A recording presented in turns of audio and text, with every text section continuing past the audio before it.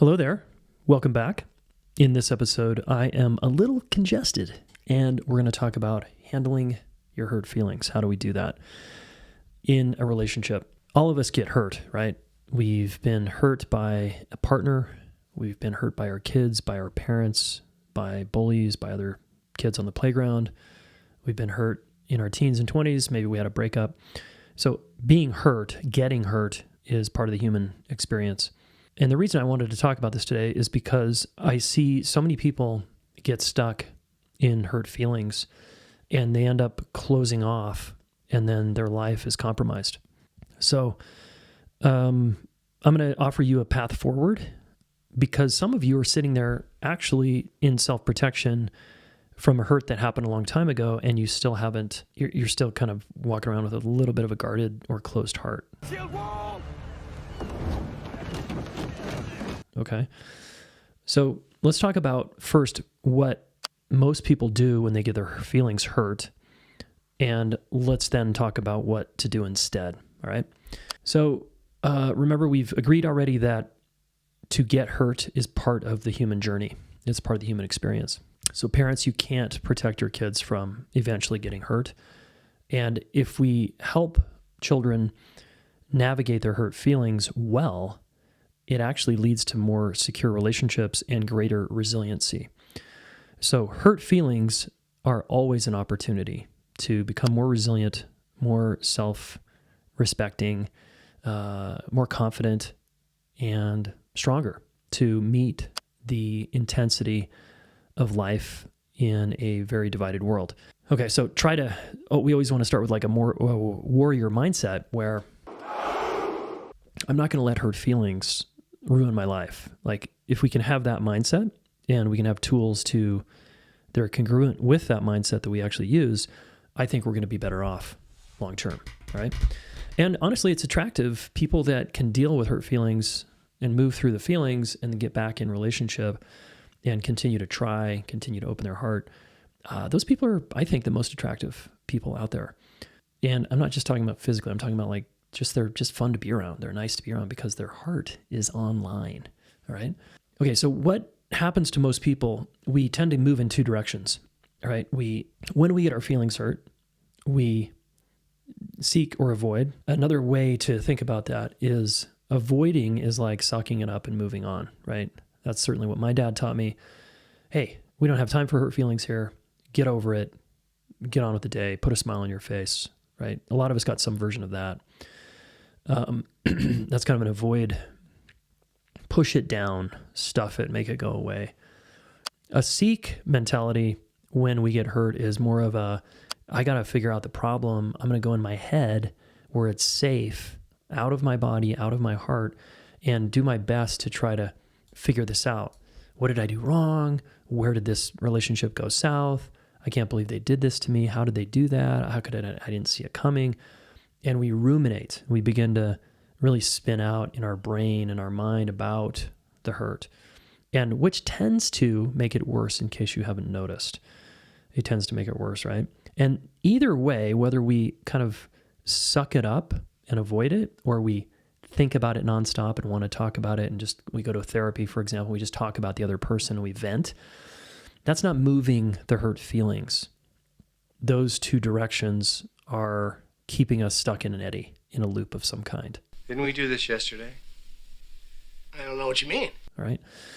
Overthinking about it or underthinking about it is another way to think about that. Okay.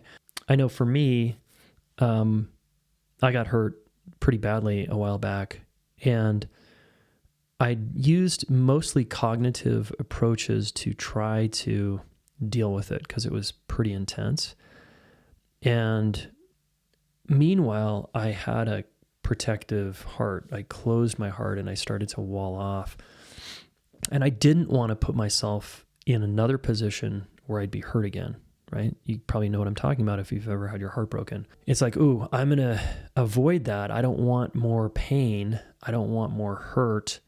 I don't want to hurt anymore. Please help me forget. So I'm just not going to go to this. I'm not going to put myself out there, let's say, if I'm dating. I'm just going to stay single, hurt, and guarded and avoid, right? that is one way to deal with hurt, is to, just hunker down, guard your heart, and just don't put yourself at risk again. But I don't think that's a very effective approach. It's a great temporary and very understandable temporary move because you're hurt, you're protecting yourself. I get it. But what it leads to, like when I got hurt and I used this kind of cognitive approach, I stayed in that cognitive approach and I didn't feel my feels. And I did the very thing that goes against what I teach you to do. I was kind of a hypocrite and I thought I could figure it out in my mind. And finally, when I went to my therapist about it, he was like, I think it's time you feel the hurt. And I instantly got scared and defensive and was like, what? I don't want to do that. Or I already did that. But if you've thought a lot about it, that doesn't necessarily mean you've felt it, okay? Even if it feels painful, a lot of people dwell instead of feeling. I did a blog post on this years ago called Thinking versus Dwelling, or Feeling versus Dwelling. Dwelling is just ruminating, thinking, and not actually feeling. It's not being in your body, feeling the feelings move through you. So bottom line, he helped me start to feel. I got on my meditation cushion and felt a lot more. And the more I felt, and I'm talking tears, grief, anger, letting all the stuff move through me about how badly this hurt, I was able to get back on my feet and open my heart again, which is the whole point, okay? And what I noticed is, looking back on this, is having a constricted heart, like a guarded heart. I don't know about you, but I am less inspiring to be around, less attractive to be around. I'm in my head more. There's just something I'm avoiding. I have a block, right? And I'm not fulfilled, because how can you be fulfilled if your heart is protected? If you're scared, you're going to get hurt again. And I'm a very sensitive dude. So this crept up on me and it was kind of out of my awareness. I couldn't quite see it. I took another person to help me see it. And I imagine that might be true with you. So I'm sharing this because I want your open heart fighting the good fight in your life, the battle called your life, to be yourself, to be freely expressed who you are, to have an amazing partnership, and to give your gifts in the world. And your gifts, if they're on lockdown behind your guarded heart, are going to be like coming through a straw, right? They're just not going to be that, they're not going to penetrate many people, and they're not going to impact many people because you're like trying your best to help someone while completely guarding your heart. Okay, so what is the path forward? It's very straightforward. Feel your damn feelings. And there's a couple different ways I like to do it, which I've already mentioned. You can go see a therapist or coach and say, look, I feel like I'm blocked. I have a guarded heart. I don't feel fulfilled. I don't feel happy. I feel a little more depressed. I feel uninspired. I can't find my creativity. Because this is all true if we're jammed up in our heart and we're protecting ourselves. People don't write really good heartbreak songs from a closed heart. They let themselves feel. Part of the writing of a song, I imagine, is a catharsis, and it's an expressing like how badly it hurts and how devastated we are. Those are some of the best songs to listen to, right? When our heart is breaking, it's like, oh, I feel like I can cry with, this Taylor Swift song, All Too Well or whatever. And it can help us move the energy, right? So go hire a therapist or coach and own that. Hey, I need help. I'm a little blocked. Can you help me? And a good therapist or coach can help you get unblocked, unstuck, and help you start feeling. Next, on your meditation cushion, I'm a big meditator, highly recommend meditation. All our coaches, we ask to meditate because you got to be able to sit with your experience if you're going to sit with other people's experience. So sit and journal and put on some music. Do whatever you can, move your body if you need to, moving meditation style, dance, whatever, to allow yourself to feel the pain. Not as a way to ruminate or go in a circle about it, but like I've been teaching for years that I didn't listen to apparently in this instance, it's like a wave. Your feelings are like a wave and they're going to move through you. And the wave will come to the shore and complete if you're fully present inside the feeling. if you let a little tear drip down your face and then you clam back up and you're thinking again, that's not it. You've got to allow yourself to really feel. And often when I'm feeling, I yawn. I have energy releases, and that's yawning. And it's a different kind of yawn than a tired yawn. I stretch, I kind of move my body. I'm like, whoa. And I can access and I can actually start to feel my heart thawing out a little bit. So commit to feeling the feelings that you've been avoiding feeling. And what's interesting here is you might have some memories from your childhood pop up as you start to feel your hurt. Because most of you got your feelings hurt as a kid and they never got processed through because the big people weren't capable of holding you in your feelings and helping you move through your feelings. They shut you down, they ignored you. You were at school or you were playing sports and you had to kind of suck it up, or you told yourself that and you moved on and you didn't really think about it. And you got good at not showing any vulnerability. And that was wise, right?